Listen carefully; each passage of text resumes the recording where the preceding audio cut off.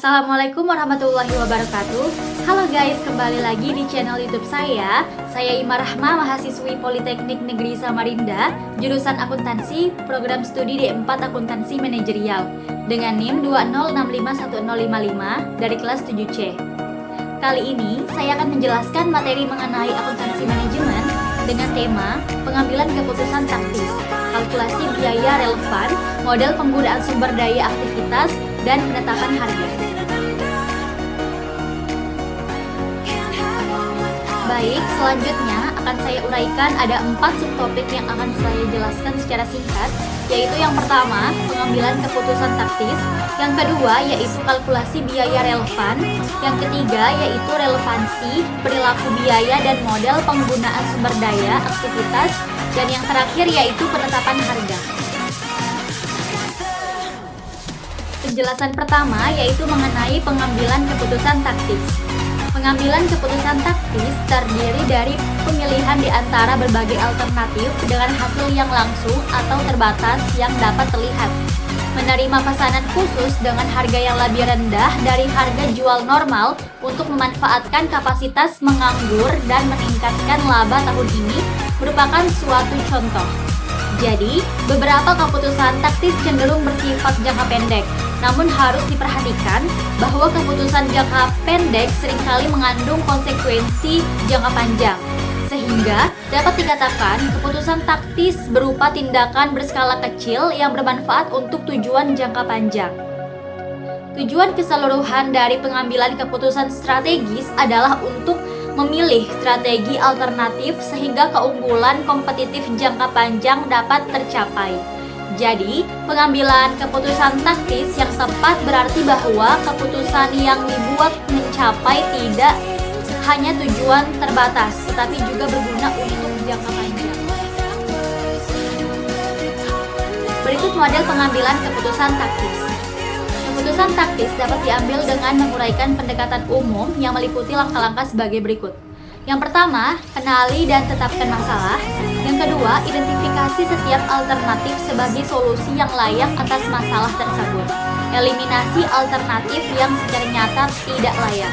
Yang ketiga, identifikasi biaya dan manfaat yang berkaitan dengan setiap alternatif yang layak. Klasifikasilah biaya dan manfaat sebagai relevan atau tidak relevan, serta eliminasilah biaya dan manfaat yang tidak relevan dari pertimbangan. Yang keempat, hitunglah total biaya dan manfaat relevan dari masing-masing alternatif. Yang kelima, nilailah faktor-faktor kualitatif. Dan yang keenam yaitu tetapkan alternatif yang menawarkan manfaat terbesar. Kalkulasi biaya relevan. Biaya relevan merupakan biaya masa depan yang berbeda pada masing-masing alternatif. Semua keputusan berhubungan dengan masa depan. Karena itu, hanya biaya masa depan yang dapat menjadi relevan dengan keputusan. Namun, untuk menjadi relevan, suatu biaya tidak hanya harus merupakan biaya masa depan, tetapi juga harus berbeda dari satu alternatif dengan alternatif lainnya. Apabila biaya masa depan terdapat pada lebih dari satu alternatif, maka biaya tersebut tidak memiliki pengaruh terhadap keputusan. Biaya demikian disebut biaya tidak relevan. Kemampuan untuk mengidentifikasi biaya relevan dan tak relevan merupakan suatu keterampilan pengambilan keputusan yang penting. Ilustrasi biaya relevan. Ilustrasi biaya relevan untuk mengilustrasikan konsep biaya relevan. Dari data di atas, kita ketahui bahwa biaya tenaga kerja langsung yang digunakan untuk memproduksi tangkai dan packing adalah 150.000 US dollar per tahun atau menurut volume normal. Apakah biaya ini harus menjadi suatu faktor dalam keputusan tersebut? Apakah biaya tenaga kerja langsung merupakan biaya masa depan yang berbeda pada kedua alternatif? Sedangkan jika memilih alternatif kedua, maka biaya tenaga kerja langsung dapat ditekan menjadi 0 US dollar, sehingga biaya tenaga kerja langsung berbeda di antara kedua alternatif, yaitu 150.000 US dollar untuk memproduksi sendiri dan 0 US dollar untuk alternatif membeli. Oleh karena itu, maka biaya ini termasuk biaya relevan. Ilustrasi biaya masa lalu yang tidak relevan. Suatu perusahaan menggunakan mesin untuk memproduksi tangkai dan packing.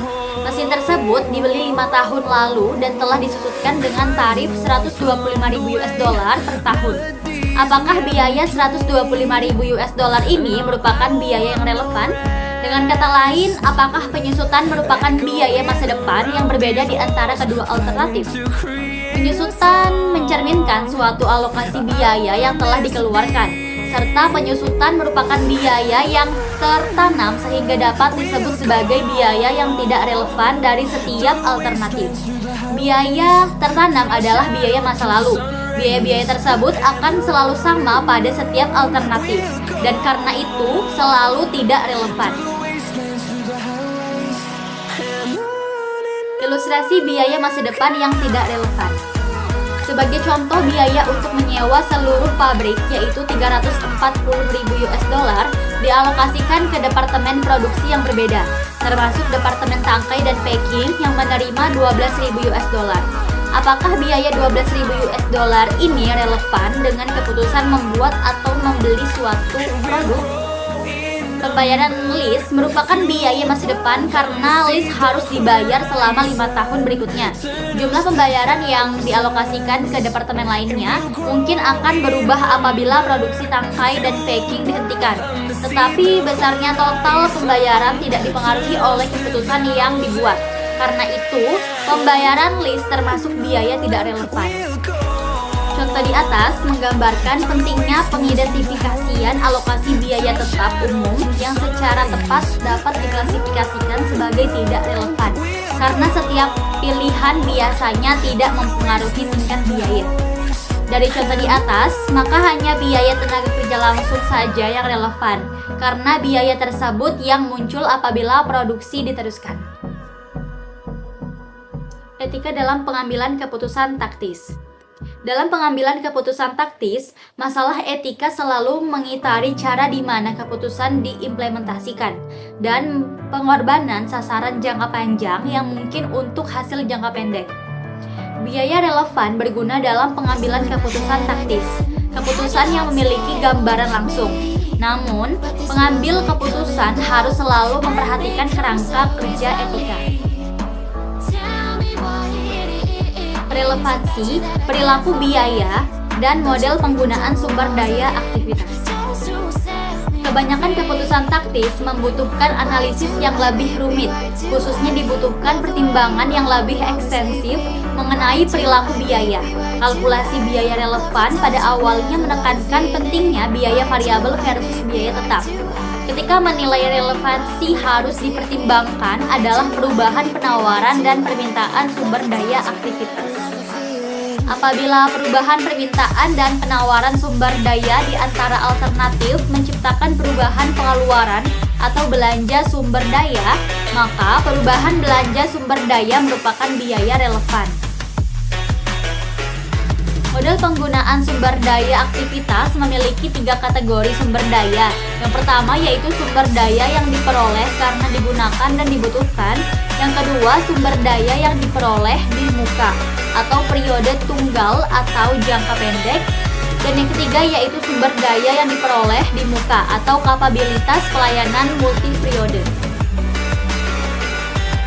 Berikut ini diuraikan masing-masing model peraga penggunaan sumber daya aktivitas dan penilaian relevansi. Ada 3 kategori sumber daya. Yang pertama yaitu diperoleh ketika dibutuhkan. Keterkaitan permintaan dan penawarannya yaitu penawaran dikurang permintaan dibagi menjadi 2, yaitu yang pertama permintaan berubah, relevansinya relevan, dan yang kedua permintaannya tetap, relevansinya tidak relevan. Kategori sumber daya yang kedua yaitu diperoleh di muka atau jangka pendek. Keterkaitan permintaan dan penawarannya yaitu penawaran dikurang permintaan sama dengan kapasitas tak terpakai. Dan ada 3 kategori yaitu yang pertama, kenaikan permintaan lebih kecil daripada kapasitas tidak terpakai. Relevansinya tidak relevan. Yang kedua yaitu kenaikan permintaan lebih besar daripada kapasitas tidak terpakai. relevansinya relevan. Yang ketiga yaitu kenaikan permintaan atau permanen. Dibagi menjadi dua, yaitu kapasitas aktivitas berkurang, relevansinya yaitu relevan, dan kapasitas aktivitas tidak berubah, relevansinya yaitu tidak relevan. Kategori sumber daya yang ketiga yaitu diperoleh di muka atau multi periode atau jangka panjang. Keterkaitan permintaan dan penawarannya yaitu penawaran dikurang permintaan sama dengan kapasitas tidak terpakai. Dan ada 3 kategori, yaitu yang pertama kenaikan permintaan lebih kecil daripada kapasitas tidak terpakai, relevansinya yaitu tidak relevan. Yang kedua yaitu penurunan permintaan atau permanen, relevansinya yaitu tidak relevan.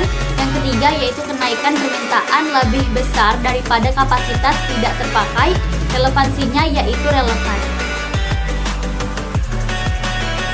Berikut contoh aplikasi biaya relevan. Yang pertama yaitu keputusan penggantian aktiva tetap. PT Kutai Jaya mempunyai data-data mesin lama dan mesin baru sebagai berikut. Dari data tersebut dapat dianalisis apakah perusahaan akan lebih menguntungkan mengganti mesin lama dengan mesin yang baru atau tetap memakai mesin yang lama.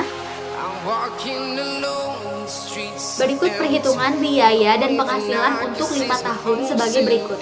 Untuk penjualan mesin lama yaitu 100 juta rupiah didapat dari penjualan produk mesin lama senilai 20 juta rupiah dikali dengan sisa umur mesin lama yaitu selama 5 tahun. Sedangkan untuk penjualan mesin baru sama seperti mesin lamanya yaitu senilai 100 juta rupiah didapat dari penjualan produk mesin baru senilai 20 juta rupiah dikali dengan sisa umur mesin baru selama 5 tahun. Jadi, perbedaan dari perhitungan tersebut antara mesin lama dan mesin baru yaitu 0 rupiah. Didapat dari penjualan mesin lama 100 juta rupiah dikurang penjualan mesin baru senilai 100 juta rupiah. Lalu biaya variabel 20 juta rupiah untuk mesin lama didapat dari biaya operasional variabel mesin lama yaitu senilai 4 juta rupiah dikali dengan sisa umur mesin lama yaitu selama 5 tahun. Sedangkan biaya variabel 15.500.000 rupiah untuk mesin baru didapat dari biaya operasional variabel mesin baru yaitu senilai 3.100.000 rupiah dikali dengan sisa umur mesin baru yaitu selama 5 tahun.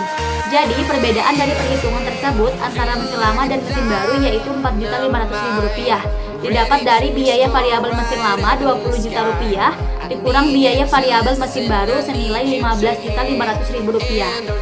Lalu harga pokok mesin untuk mesin baru yaitu senilai 2.400.000 rupiah didapat dari harga beli mesin baru yaitu senilai 2.400.000 rupiah. Selanjutnya ada harga jual mesin lama 1 juta rupiah untuk mesin lama dapat dari nilai penjualan mesin lama yaitu senilai 1 juta rupiah.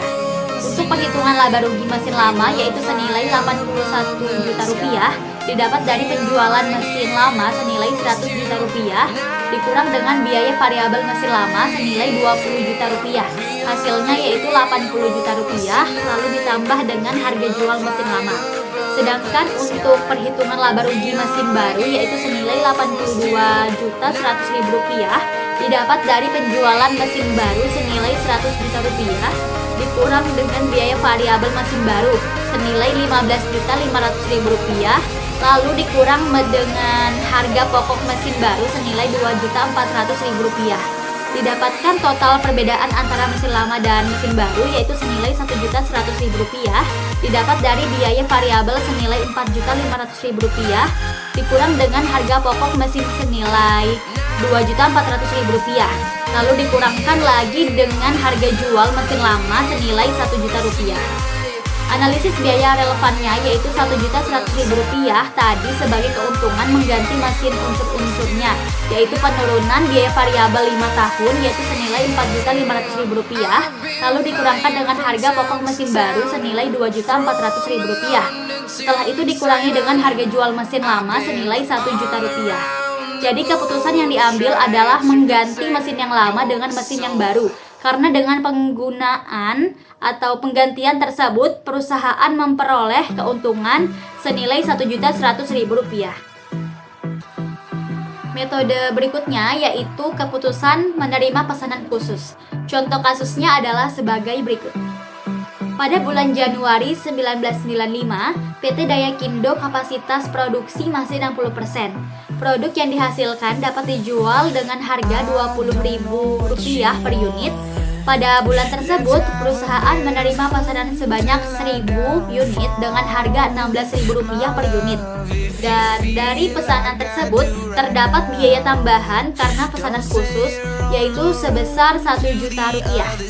Adapun data biayanya, yaitu biaya bahan baku per unit Rp6.000, upah langsung per unit Rp4.000, overhead pabrik variabel per unit Rp2.000, overhead pabrik tetap per unit Rp5.600.000.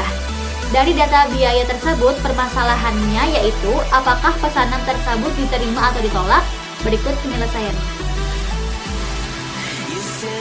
Untuk menentukan laba, ada beberapa komponen yaitu penjualan, biaya-biaya yang terdiri dari bahan, upah, dan overhead pabrik. Selain biaya juga ada biaya tambahan. Komponen pertama yaitu penjualan yang didapat dari perusahaan menerima pesanan sebanyak 1.000 unit dengan harga Rp16.000 per unit. Jadi 1.000 dikali Rp16.000 hasilnya yaitu Rp16 juta. Komponen kedua yaitu biaya-biaya. Perhitungan pertama yaitu mengenai bahan 1.000 dikali Rp6.000. Rp6.000 didapat dari data biaya yang dimana hasilnya yaitu Rp6 juta. Lalu ada upah yaitu 1.000 dikali Rp4.000 hasilnya yaitu Rp4 juta.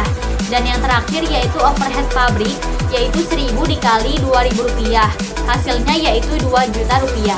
Dan komponen biaya terakhir yaitu biaya tambahan senilai Rp1 juta.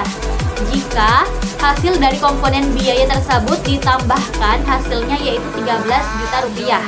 Perhitungan terakhir yaitu mencari selisih dari penjualan dan jumlah biaya yang hasilnya antara laba atau rugi. Jadi penjualan tadi yang Rp16 juta dikurangkan dengan jumlah biaya yaitu senilai Rp13 juta. Hasilnya yaitu senilai Rp3 juta sebagai laba. Dari perhitungan tersebut, maka sebaiknya perusahaan mengambil keputusan untuk menerima pesanan khusus tersebut karena akan menaikkan keuntungan sebesar Rp3 juta. Keputusan bauran produk. Setiap bauran produk mencerminkan suatu alternatif yang mengandung tingkat laba terkait. Seorang manajer harus memilih alternatif yang akan memaksimalkan total laba. Karena biaya tetap tidak tergantung pada tingkat aktivitas, maka total biaya tetap akan selalu sama pada semua bauran yang mungkin dan karena itu tidak relevan jadi keputusan. Jadi, seorang manajer harus perlu memilih alternatif yang memaksimalkan total margin kontribusi. Dalam pelaksanaan bauran produk, terdapat kendala sumber daya yang berkaitan langsung dengan pengerjaannya, yakni sumber daya dengan satu kendala dan sumber daya dengan banyak kendala. Penetapan harga. Salah satu keputusan tersulit yang dihadapi oleh perusahaan adalah mengenai penetapan harga. Ada beberapa metode yang dapat digunakan sebagai rancangan dan variasi. Dalam penetapan harga diantaranya, harga didasarkan pada biaya total ditambah laba yang diinginkan atau cost plus pricing method. Metode penerapan harga ini adalah metode yang paling sederhana di mana penjualan atau produsen menetapkan harga jual untuk satu barang yang besarnya sama dengan jumlah biaya per unit, ditambah dengan suatu jumlah untuk laba yang diinginkan atau margin pada tiap-tiap unit tersebut. Sehingga formula menjadi cost plus pricing method sama dengan biaya total plus laba sama dengan harga jual. Metode ini mempertimbangkan bahwa ada bermacam-macam jenis biaya dan biaya ini dipengaruhi secara berbeda oleh kenaikan atau penurunan keluaran atau output sama dengan hasil nyata. Markup pricing method variasi lain dari metode cost plus adalah markup pricing method yang banyak dipakai oleh pedagang. Para pedagang yang membeli barang-barang dagangan akan menentukan harga jualnya setelah menambah harga belinya sejumlah markup atau kelebihan harga jual di atas harga belinya.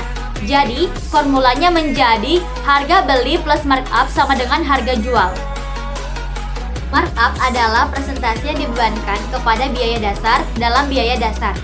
Markup dapat dihitung dengan menggunakan berbagai dasar, seperti markup pada HPP dan markup atas bahan yang dipakai. Keunggulan utama dari penetapan harga markup adalah bahwa markup standar mudah digunakan.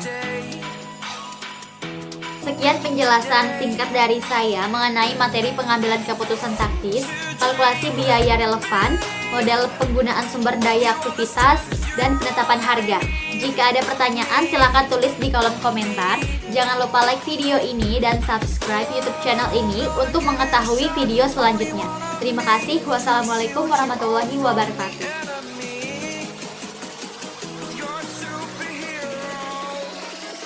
You're a superhero.